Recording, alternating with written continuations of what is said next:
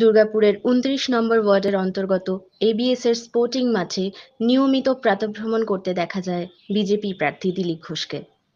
এদিন প্রাতঃভ্রমণের পর সাংবাদিকদের মুখোমুখি হয়ে মুখ্যমন্ত্রী সম্পর্কে প্রতিক্রিয়া 500 বছর লড়াইয়ের ইতিহাস, তার পরিণাম হচ্ছে রাম মন্দির প্রতিষ্ঠা 22 জানুয়ারি 23 সালে। আর তারপরে প্রথম রামনবমী, রাম মন্দির প্রতিষ্ঠার পরে নিঃসন্দেহে আলাদা একটা তার আঙ্গিক আছে। সারা বিশ্বের হিন্দু সমাজ রাম মন্দির প্রতিষ্ঠার বিজয় উৎসব হিসেবে আছে। পশ্চিমবাংলার সরকার রাজ্য চালায় না, কোর্ট চালায়।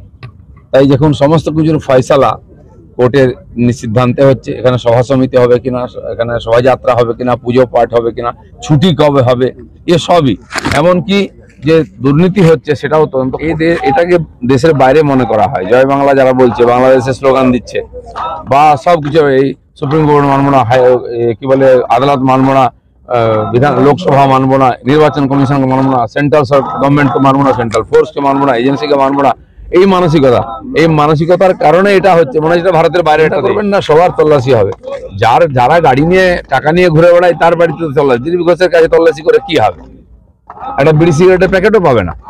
তো সেই জন্য যাদের সম্ভাবনা আছে, তাদের কাছে খবর আছে, কার কাছে টাকা আছে, টাকা নিয়ে যায়, আর সেখান থেকে তদন্ত করছে। দরকার হলে সবার, প্রধানমন্ত্রীর গাড়িও তদন্ত করতে।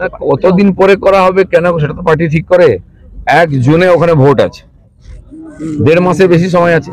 আমার নাম ঘোষণা হয়েছিল, 1.5 মাস সময় ছিল। তো সেই জন্য পার্টি যথেষ্ট চিন্তা ভাবনা করে করেছে। ও প্রথমবার ওখানে লড়েছে, দ্বিতীয়বার লড়তে যাচ্ছে। ভূমিপুত্র সংগঠন দান করেছে ওই ওখানে। আমি মেসো বলেছিলাম বলে ওদের পেট খারাপ হয়ে গেছিল।